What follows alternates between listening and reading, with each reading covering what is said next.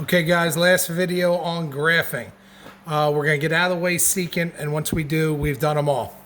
So, first thing, secant, what we know about it is secant is the inverse of cosine. So just like when we did cosecant and we had to graph sine to do a cosecant function, now we're going to graph a secant function, we're going to have to graph a cosine.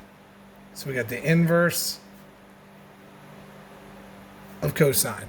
All right, so let's go back to the original cosine function, and then we'll talk about it. All right, here's what we know about cosine. It doesn't start at the origin. It starts at the max, which was 1. Right there. It's still 2 pi long. So the whole thing is going to be 2 pi. And it's also going to end at the max. Then we said we went to the middle, which will be a pi. And then we're going to go down to the min, which will be at -1. And really, you know, those 3 points are enough to be able to draw the cosine curve to come down and then go back up. But we definitely need the other 2 points now because they'll mean something for secant. So here's what we got. So we're going to go to the middle of each half, just like before. And then we always go the middle vertically. So these are twice the amplitude away. That's hugely important that you guys remember. From max to min is 2 A's. So the A for this would be 1, so they're 2 places apart. Okay, so now we're going to dead in the middle of -1 and 1, which is 0, and that would be this point and this point. And normally we would then curve it up, and that would be our cosine function. Now what we got to do is we got to readjust this now to be secant. So here's what I know. Just like sine, when we did the sine function, where here's when we did cosecant and we graphed sine, and we said, okay, we're going to put an asymptote here, here, and here, because that's where sine was equal to 0, which means cosecant was undefined. Same exact thing. If you look here and here, that's pi over 2. That would be 3 pi over 2. That's where cosine would be equal to 0. So here, pi over 2, unit circle, cosine 0, 3 pi over 2, cosine 0. What that means, if cosine is 0 for these, that's going to mean that secant would be undefined. So same type of deal. This is where it's going to be undefined, which is now the other 3 points. So we're going to have asymptotes now there and there. So if you think about it, it's the exact opposite of like what you did for cosecant. For cosecant, the beginning, the middle, and the end were asymptotes. Now, it's not the beginning, middle, and the end. It's the other 2 points, like the last 2 that you would do. So that's where your asymptotes are going to be. Now, we are going to have to erase these points just like before. And now you have 3 points that you're going to do the same thing that we did when we did cosecant. For maxes, you did a parabola up, and for mins, you did a parabola down. So that's what I'm looking at. This is a min, because that would be the min of the cosine function. So for mins, we're going to go parabola down. And these are both maxes. So for both of them, we're going to do a parabola up. And that's what the final product's going to look like. It's going to have 2 asymptotes and essentially 3 parabolas total. So in this case, because it's positive, it's 2 parabolas up and 1 going down. If it were negative, then you're going to have 2 going down and 1 going up. But that's what the figure for all your secants is going to look like. All right, let's get a practice problem in, see if we can get this down. All right, first example. What we got here? We got y equals 3 times the secant of 3x minus 3 pi over 4 plus 1. Okay, so remember, when you do secants, you're going to treat it as if it's a cosine problem. So it's almost like you could just go, okay, I'm going to call this cosine, and I'm going to do everything just like it were cosine, which means just like normal, I got to find amplitude, period, phase shift, vertical shift, and because it's cosine, we need that starting point. where are you going to make these two moves from? All right, so amplitude, that's easy. That's 3 period 2 pi over b, which b is 3 here, so that's not a big deal. Phase shift is c over b, and then we need a direction. So we got 3 pi over 4 over 3. Now, we don't divide by or into fractions, so instead of having divided by 3, this will become times 1/3, and that's going to give us 3 pi's over 12, which ends up being pi over 4. And that is going to be, because of the subtraction, right. And then your vertical shift, 1 up. Now remember, these two, that's where you get your first point, but they have to come from that starting point. And this starting point is always 0a, and it's whatever. If the sign is negative, you got to take that negative with it. In this case, 0,3. All right, so I'm almost ready to graph. Now, the main problem I'm hoping you recognize here, and again, I'm seeing some really bad things, unfortunately, on your tangent and cotangent homeworks, is that you guys are not, putting your markings correct on your graphs. That's why I sent them to you guys today. But that's a pi over 3, and that's a pi over 4. They're both horizontal movements. They need to be the same denominator. So I'm going to make them both over 12. So I'm going to multiply this fraction by 4. So that's 8 pi's over 12. I'll multiply this fraction by 3, and that'll be 3 pi over 12. Now they're over 12s, and every slash you make should be a pi over 12. Now again, some of you guys are just, when you're drawing these, going right to whatever arbitrary numbers you think you need without putting the proper slashes. I am not going to give you credit for those. So if you guys aren't going to do it right, I'm just going to give you no credit for your homework. And then when we quiz on this, it's probably not going to go real well. All right, so here's the deal. I'm going to start trying to create this. Thinking about that I have to go 3 pi over 12s to the right, and then another 8 pi's over 12. I'm going to have to go a total of 11 pi over 12. So that's a lot. So make sure you draw this in a way that you can fit 11 slashes total. All right, so let's see if I can get this right. So here's my graph. I'm going to need 11 slashes to the right, and I'm going to go 3 up and then 1 up from there. So I got to be able to go 4 up total. So I'm going to go right around here. Okay, so first thing I'm going to do, graph this. 1, 2, 3, X marks the spot. So that's where I'm going to do my movements from. So now I can do these two movements. I'm going to go up 1 and right 3 pi over 12. So up 1 will put me up here at 4, and then right 3 pi's over 12. So 1 pi over 12, 2, 3 right there.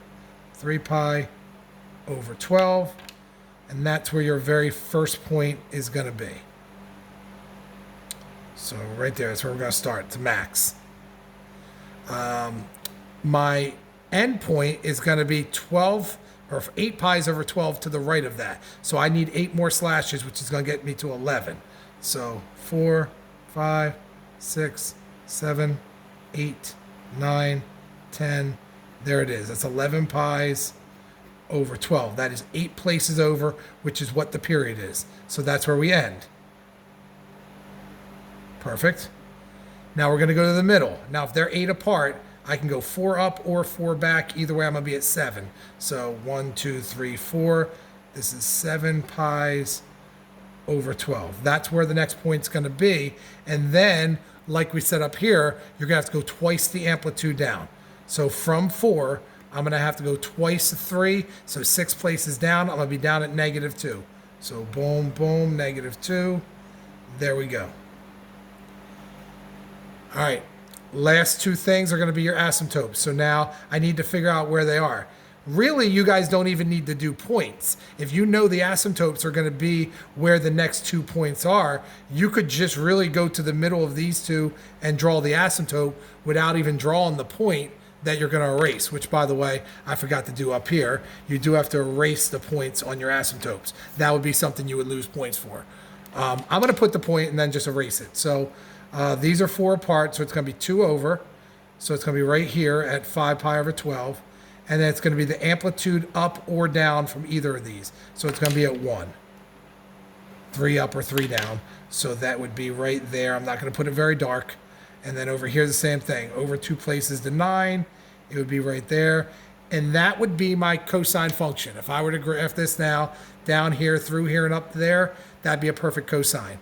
But now we got to adjust it like we did over here. So there's going to be 2 asymptotes, and they're going to be at the last 2 points you make. So there's my vertical asymptote right there. There's my second one. Now I got 3 points, mins and maxes. That's where I'm going to draw those parabolas. So at any max, the parabola is going to go up. So that's a max, and that's a max. So parabola up and up. This is a min, parabola down. Make sure you don't cross the asymptote or anything. You keep them within the asymptote. And there we go. That's our final graph. So revisiting again, when we did cosecant, that gave me 3 asymptotes and 2 parabolas. But now that I'm doing secants, that's giving me 2 asymptotes and 3 parabolas. Same exact idea though. You've got to be able to do the original kind, the inverse. All right, we got one more. Now, this again, I want you guys to try on your own. So, hit pause or something, play with it for a couple minutes and see if you're getting this. All right, last one. What do we got here? All right, so example 2. So we have y equals -5 times the secant of 1/2 x plus 2 pi over 3 minus 2. So remember, I'll get you started. This is going to become cosine. That's how you're going to think about it. And you're going to find all the normal cosine things. So amplitude, period, phase shift, vertical shift, starting point.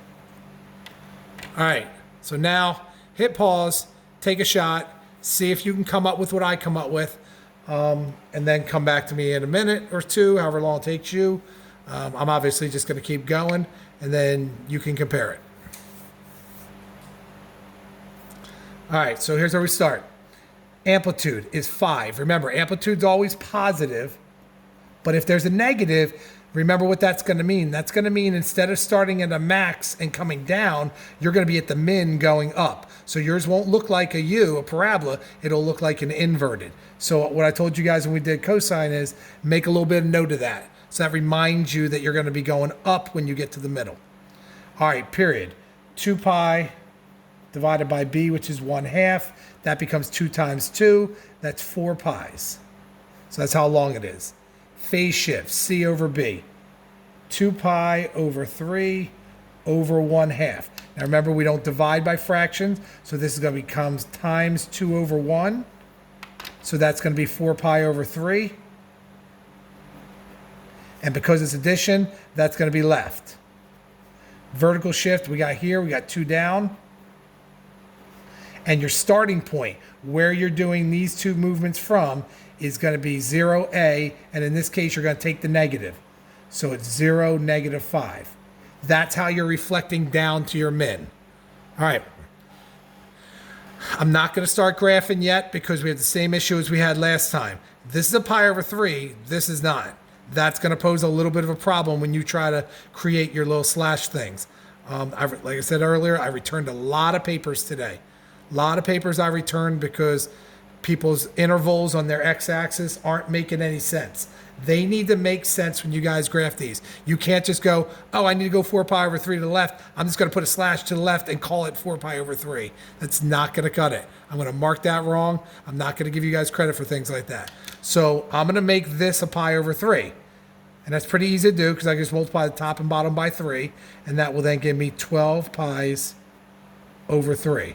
So now they're both pi over 3s, which means every slash, I can make it just a pi over 3. Now, they're both even, so if I want to go by 2 pi over 3s, that's good. But we talked about that. If the more shortcuts you guys take, the more likely you're going to make a mistake or you're not going to give me what I want, and I'm going to take points away. Because we are going to start quizzing on this stuff, and we're going to take a test. You know, we were halfway through this chapter, so we're going to do our major on all graphing.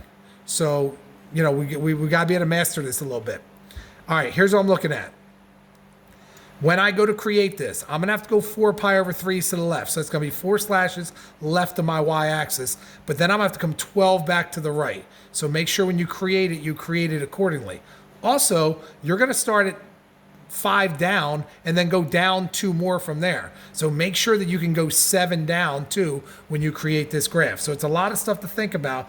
But if you think about it before you get going, it'll make everything a little bit easier. So I've got to be able to go 7 down. So I'm going to leave myself room that I can go 7 down. So I'll go right about here. Okay, so I'm hoping that's good enough.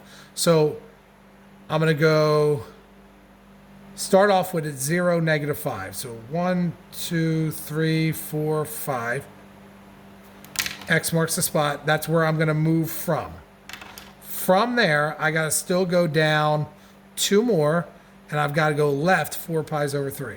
So 2 more down is going to give me -7. And now I've got to go 4 pi's over 3 to the left. I'm going to go by ones. So that'll be 1, 2, 3, and there's -4 pi over 3. And all that together will give me my first point. So there we go. And remember, that's a min. So your graph is going to be going up like a hump like that. All right. From there, I now got to go over whatever the period is. So I could go 12 pi's over 3 to the right. It'll take me 4 to get back here. And then I'm going to, instead I have to go 12, I have to go 8 more. So I need 8 more slashes. 1, 2, 3, 4, 5, 6, 7, 8. So that'd be at 8 pi over 3. They're 12 places apart. So that's where your endpoint's going to be. Right there. Good. Your middle is dead in the middle of this. That's where your max is going to be, up here somewhere. So they're 12 apart. So the middle is going to be 6 back or 6 up. Either way, you're here at 2. So at 2 pi over 3 is where that point's going to be. Okay, so I went to the middle. I'm here now. Now I've got to go up twice the amplitude. So my amplitude's 5. I got to go up 10 places from -7. That's going to put me at +3. 1, 2, 3. And now we're good to go. So there is that point. Okay. Now all I need is, those are going to be where your parabolas are. All I'm going to really need is my asymptotes.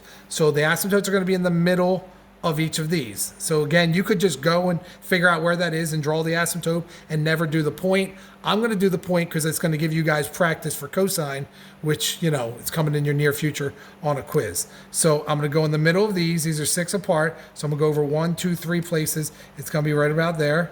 And then 1, 2, 3, it's going to be right there. And then I need the middle. Those are 10 places. So I'm going to go down 5, and that'll put me at -2. So this is where my last 2 points would be. Right there and right there. Now, again, if you look at all 5 points, this would be the cosine function. It would come up like this, hit there, come down. Everything would be nice and symmetric. I'm going to convert this now to secant by doing the parabolas and the asymptotes. So these last 2 points again, that's where the asymptotes are going to go. So I got a vertical asymptote right there through that point and through this point. Again, please remember to erase those points. You cannot leave a point on an asymptote. All right, last step, and this should be the easy part, draw the parabolas. You always go up from the max and down from the mins. And you are in between your asymptotes. You don't ever cross them. So these are going to be mins, so these are going down, down. And there we go, guys. It's your final graph. Get 2 asymptotes, 3 parabolas. In this case, 1 going up and 2 going down because it was negative, unlike the last one we did that was actually 2 going up and 1 going down. That was this one right here. Because that was positive, you had 2 maxes, so we had 2 parabolas going up. All right, guys, that was our longest video so far, 20 minutes. We are looking at a quiz in your near future. So quizzes are going to be different than homeworks. You're not going to have forever to do them. I'm going to assign a certain period of time that you have during the day. So I will send you guys information about that as soon as I can, but it'll be something to the degree of like you'll have maybe like from 8 to 12, 8 in the morning to 12 in the noon to do the quiz and get it back to me. That way I know it's not hanging out there forever. Good luck with this, guys. If you have any questions, like you guys have been doing, shoot me a message on Remind or an email, or even better yet, if you can put comments when you upload it into Google Classroom, that's good too. And, I know Google Classroom acted up a little bit today. Just keep trying to figure it out. I know people had trouble uploading things, and then all of a sudden it worked. In worst case scenario, if you're under the gun and it's coming to due time, then just send it to me via Remind. That'll be easier than emailing it to me. All right, be safe. I'll talk to you guys soon.